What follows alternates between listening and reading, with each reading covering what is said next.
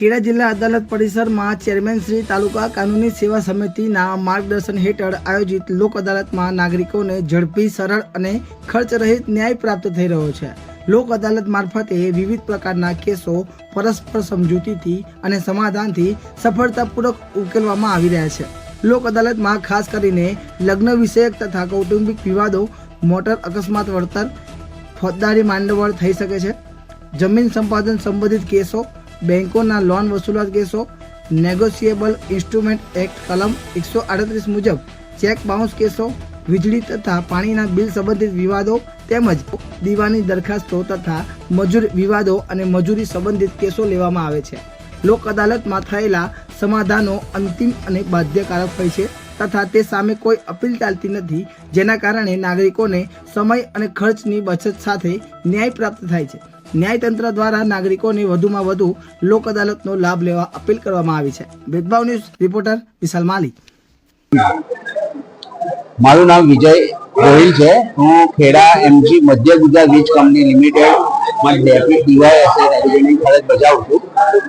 આજે 13/12/2025 નેશનલ લોક અદાલતમાં અમારા 178 કેસીસ માટે અમે અત્યારે હાજર રહ્યા હતા।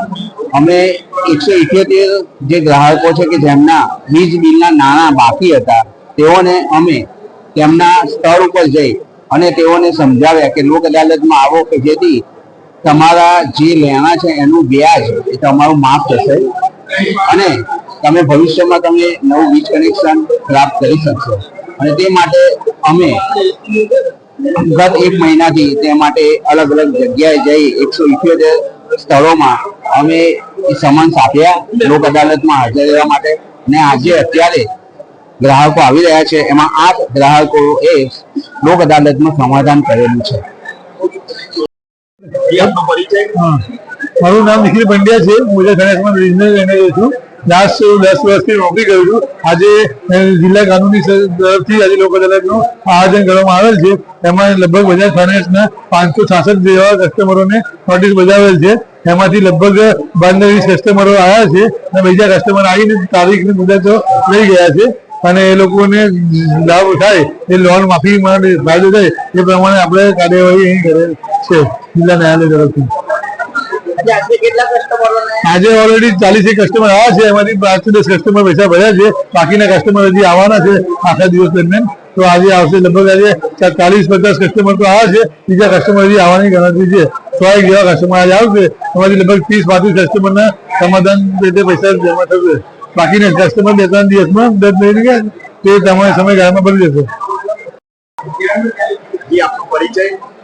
મારું નામ છે ચૌહાણ મહેન્દ્રભાઈ।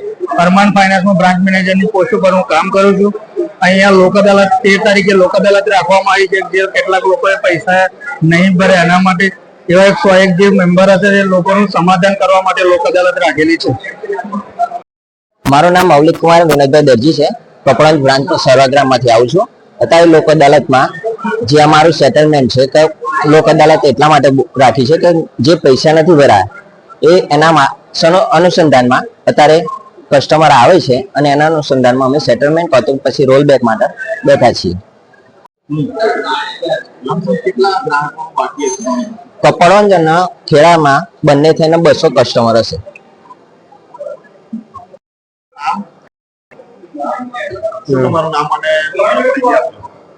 मैं Amit Kumar Agarwal, union bank manager.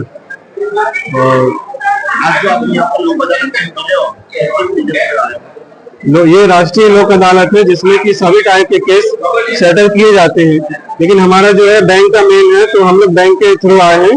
हमारे यहाँ की अलग अलग 4 ब्रांचें गढ़ू, गोगलेज, खेड़ा और धीरज 4 ब्रांचें आएंगे जिनमें चारों मैनेजर हैं और मैं गढ़ू ब्रांच के मैनेजर हूँ। हमारे यहाँ भी 40 केस लोक अदालत के लिए गए थे जिनमें कि लोग मिलने आते हैं और एक बहुत अच्छी स्कीम है सरकार की जिसमें कि दोनों पार्टी जो बैंक के मैनेजर से और जो पार्टी आती है बोरोवर है, यदि उनको कोई दिक्कत है तो सेटलमेंट की बहुत अच्छी योजना है जिनमें कि दोनों की यदि सहमति है तो कोर्ट के द्वारा वह ऑर्डर निकाल दिया जाता है और ये केस सेटल कर दिया जाता है। उसके बाद कोई कार्यवाही नहीं होती है। धन्यवाद।